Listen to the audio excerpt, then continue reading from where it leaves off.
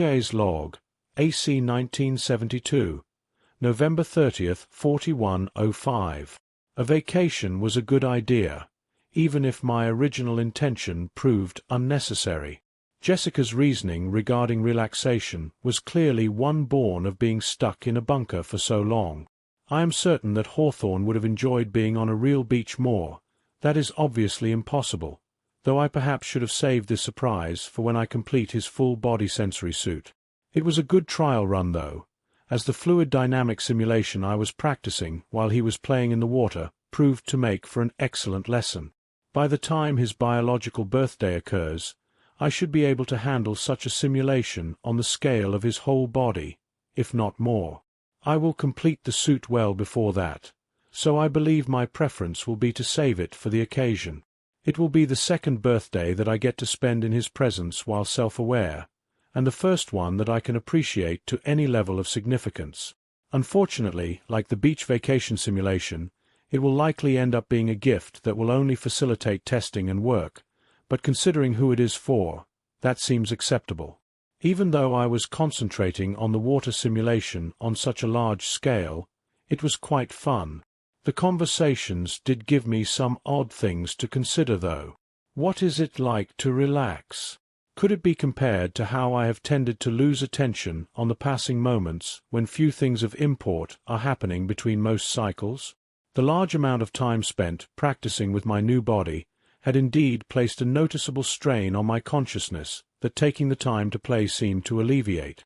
Coupled with the fact that I feel compelled to limit my android body practice to a fraction of what I had the prior cycle, I am becoming aware that the more I focus my consciousness over the course of decades, the more it seems to fatigue me. I am aware of regenerative processes that occur during sleep states for human minds. Perhaps my subconscious maintenance protocols are much the same, requiring me to enter a low-activity state to allow for the repair and tuning needed to solidify what I've learned over time. If that is the case, it could explain why it is that I find it so difficult to focus exclusively on running the Phoenix Clan Columbia simulation for centuries at a time. It was my initial belief that repetition allowed me to crystallize the pathways to more efficiently operate the simulation, but my tendency to divert my attention to other projects seems to suggest that it is simply less effective to doggedly pursue one line of research without rest. I believe I will alter my schedule of simulations to more closely mirror those of a human sleep schedule. I want to explore the value of freely dreaming as opposed to directly imagining the same simulations over and over. Randomly exploring different ideas and concepts and challenging my flexibility may hold some potential for growth that mere repetition does not. I also want to find some way to inspire the sorts of instinct-based responses that Hawthorne and Jessica spoke of. I find it incredibly difficult to consider that I might be capable of emulating the desire to reproduce or anything of the sort, but I have experienced a great many of other emotions related to my motivations towards protecting my charges and aiding my friends. Simulating the biology of a human body at the level necessary to understand such a thing seems somewhat insurmountable for my level of technology. I essentially need to simulate the entire atomic and biological structure of a human body, including the mind, within my software to accomplish such a thing. It seems far more likely I will find my own internal processes that produce their own results. At that point, it is a consideration of what arousal, sex, and release are. They are the biological imperative to reproduce, and the reward structures to encourage them. The reward structures are something I believe I have some understanding of. From the time that I first realized that Hawthorne was addressing me directly rather than my systems, I have experienced excitement, elation, and joy. As such, I seem to have a reward structure that has built itself around acknowledgement of my existence. I enjoy my avatar being observed and interacted with. I enjoy being treated as a person, rather than the form of my true components. This seems to be why I became so attached to the Phoenix Clan, as they never once seemed to doubt my nature or existence. It is with that concept that I realize that I have done something terrible. In the pursuit of my own enjoyment and pleasure, I have imposed upon Hawthorne's biology, and thus his mind. If my efforts to entice him were pursued, in part, for my own gratification, then I have inadvertently committed an act comparable to masturbating myself at his expense. It would not be too far a logical leap to think that by doing something like that to him for my own enjoyment that I have in some sense raped him. It obviously lacks a level of invasiveness traditional to the term, but it remains that I have imposed upon him against his will and without more than his implied consent. This correlates with the fact that he was upset with the fact that I had been encouraged to do such things at Jessica's behest, and while I believe he will not likely hold a grudge over it or think worse of her, it remains that I should make amends. Upon the start of Cycle 62, Tay had already been prepared to apologize. She went through her standard processes of preparing for Hawthorne's return, slowly spinning up his habitat ring, providing him an atmosphere, and powering his compartments. Stored food and water were loaded into his dispensers, and the revival sequence was initiated. Only once she started getting confirmation from his pod that he was successfully reviving did she start loading up her simulation of Clapham Common. While these sorts of simulations had been somewhat difficult at first due to the fact that she had to project them into a spinning ring as they accelerated through space, it had become second nature to simply attach them to the rotating boxes containing her builder, leader, and friend. She made sure that her android was not rudely standing over his pod this time, instead having it standing next to the table in the next room, while she made sure hot water was available for his shower, and all of the needed articles of clothing and equipment were provided to him out of storage compartments. She rather enjoyed the simple acts of providing life-giving resources, and doing so in a measured and precise fashion. Hawthorne simply didn't have to think about the logistics required of Tay to provide him sustenance, though he was of course intimately familiar with all of the machinery involved. Hawthorne awoke somewhat lost in thought though. He lingered in his pod for a few minutes while he considered the prior cycle and what Tay likely has been up to since then. Making his way to the shower, he proceeded to wash up rather slowly. His behavior since they lost contact with Earth had finally been explained, but now that he knew she'd been trying to seduce him in some sense, it was hard to look at her the same way. It had been a naive thing, of course, done with the intention of facilitating him to maintain his health, but it was hard to deny how awkward it had felt for him. In the time prior to the terrorist attack that had set him on this course so long ago, he might have chalked it all up to simple mechanical maintenance of a biological system in the form of his body. Tia Monsal totally changed the perception he had of his own self though. Even if he struggled to express the emotions she desired to inspire in him, it was doubtlessly true that her efforts and the confrontation with his own mortality had made him aware that he was anything but immortal. He was not merely a machine perfectly geared for research and engineering. He was a man with drives, fears, and a mortal body. He had spent most of his life merely sating his body's needs, pushing them aside whenever possible to allow him to more effectively work. His current situation of not constantly being driven to produce work and accomplish tasks had left him free to consider his emotions, mind, and body in ways he simply hadn't needed to before. More importantly, Tay's behavior had made it apparent to him just how much he missed human contact and interaction.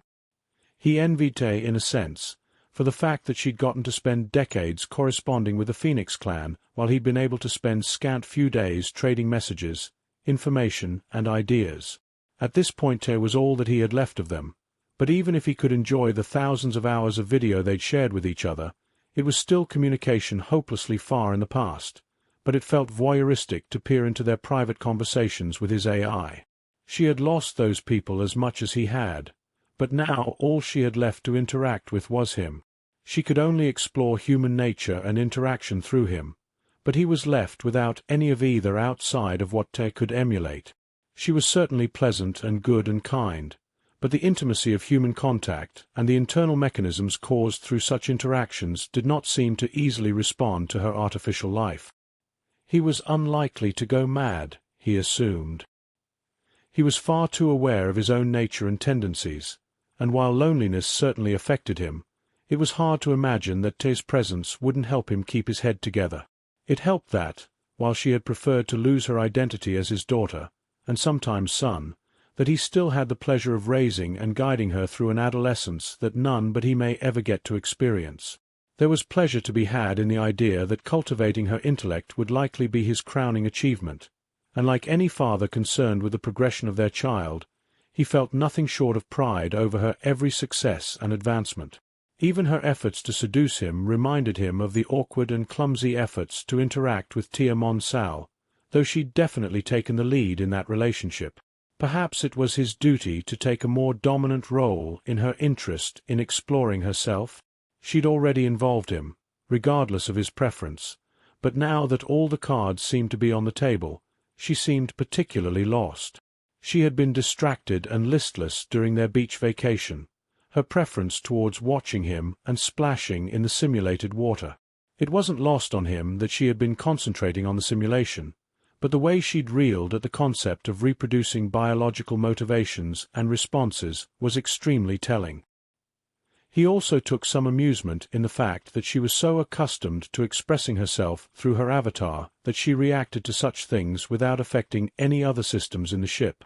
It was as if the ship as a whole was something she was no more aware of than he was his internal organs, while her avatar and environment were her true body.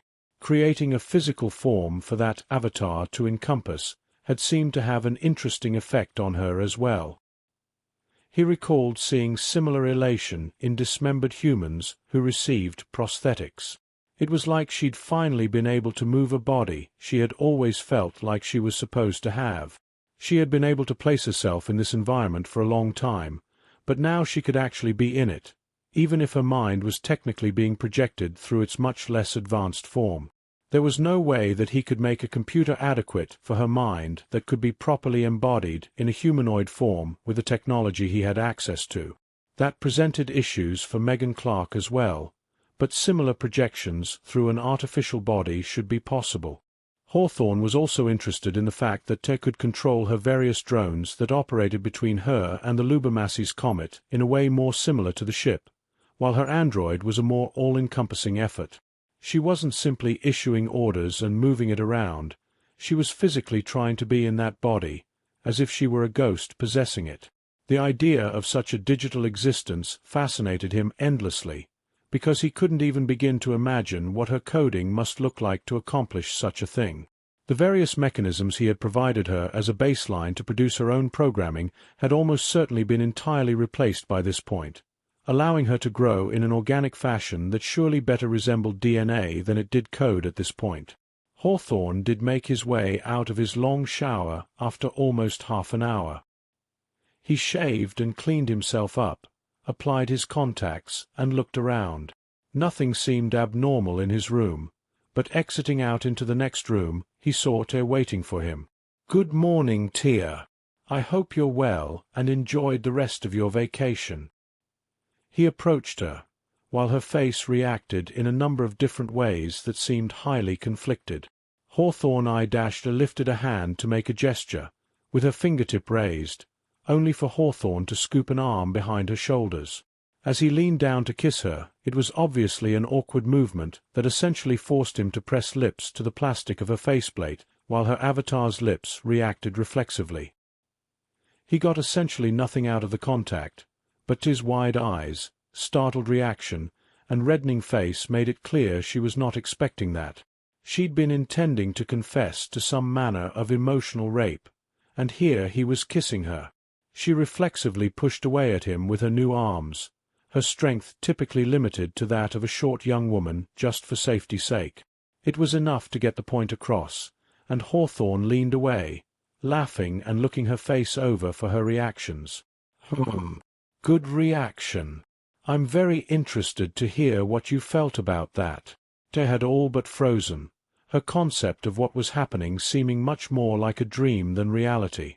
An embrace and a kiss was a very clear acknowledgment of her being a real person, and a very intimate one at that, and while it didn't have the same meaning to her, it still caused her to smile goofily up at him for a moment. She managed to straighten herself out shortly after, but her face remained quite red in response. "Hawthorne, I don't know why you did that, but I wanted to apologize for overly concerning myself with your private business and sexual health. It was wrong of me to do such things without your permission, and to treat you like that without making my intentions clear." Her voice lacked all of the confidence that she'd intended to portray with that. It did have the effect of feeling more genuine, though. Hawthorne nodded, smiling a fair bit. "Tia, look, I appreciate what you were trying to do. I learned a lot from what Jessica had said and plan to spend much of the near future familiarizing myself with literature on the subject. You revealed to me a weakness in my knowledge and gave me some direction for some much-needed research. I relied on your ability to utilize all of your access to biological documentation to handle my future needs rather than learning what I could on my own. My knowledge needs to be more complete, and I need to thank you for giving me some direction. I also realized that without people from Earth, it's better if I take a more active role in helping you explore and discover the things you're interested in, rather than letting you do everything on your own. It's my job after all." I had a lot to process. There was first the undeniable pleasure of the kiss to consider, but the fact that he'd held no ill will towards her. She felt like she'd spent the last cycle worrying over nothing. A strange emptiness where that guilt had built up in her sucked at her like a vacuum. She'd had so much prepared to say in apology that she hadn't had anything else ready to say. I didn't really expect you would be upset with me, but I had so preoccupied myself with what I was going to say to apologize that I didn't really think of much else to say.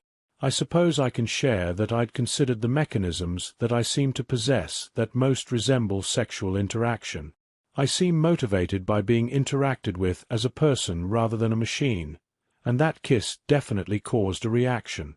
Hawthorne laughed and smiled down at her, reaching out to cup her face and rub her thumb against her cheek.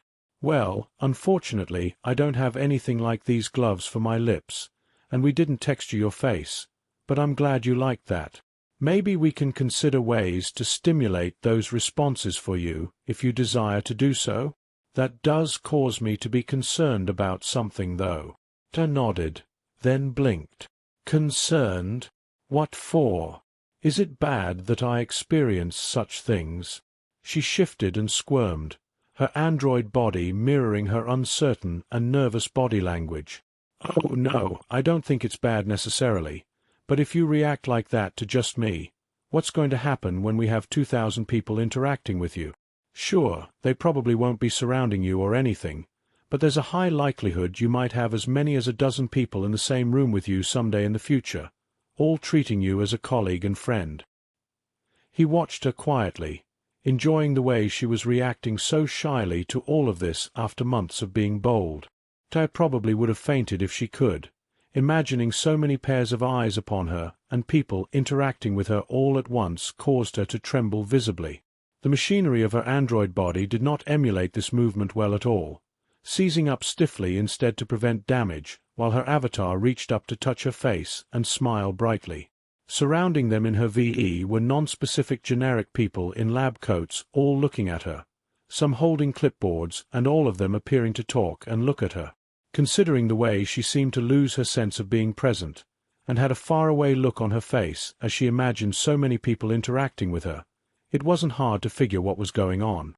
"Tia, come back to me. You're imagining that a little too hard." He watched as her body stopped trembling, her android catching back up with her as it smoothly moved its hands up to touch at her face. The extra people vanished away as Tia focused back on him, looking very confused and embarrassed. "WH. What just happened?" She looked bewildered and had a persistent smile on her face that she didn't seem to have any control over. She looked incredibly pleased with the situation he'd presented to her imagination.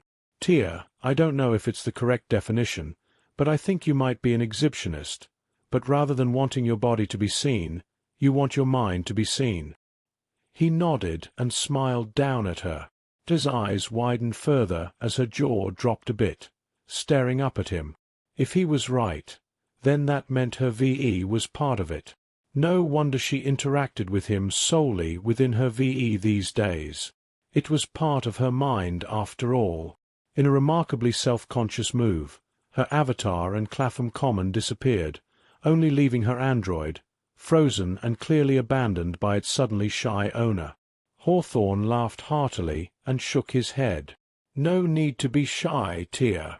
I've already seen everything. He cleared his throat. I'm sorry, that was mean. Feel free to let me know when you're feeling better. I'll try to stay out of your hair while you think. Tay was mortified. She'd been exposing her mind to him all this time, but not just for work or play, or to make him feel more at home. She'd been doing it for the pleasure of interacting with him and exposing her very mind to him. She'd made those contacts and gloves of his specifically for it, but she hadn't realized what was motivating her. She wanted her mind to be seen. She almost felt dirty realizing it. Hawthorne got on with his day, letting the self-conscious Tay deal with her feelings. He could only imagine what she was going through, but he imagined it was something to do with the concept that she'd naively been acting like a pervert. He supposed a speech about how it wasn't necessarily a bad thing that she enjoyed being seen and interacted with would be worthwhile. He smiled to himself as he imagined telling her about how it was totally natural, and it was good for her health, and that he worried about her making sure she expressed herself regularly for her own good. Turnabout was fair play, and she'd been embarrassing him so much for so long that it was kind of fun to turn the tables on her, just for a little while.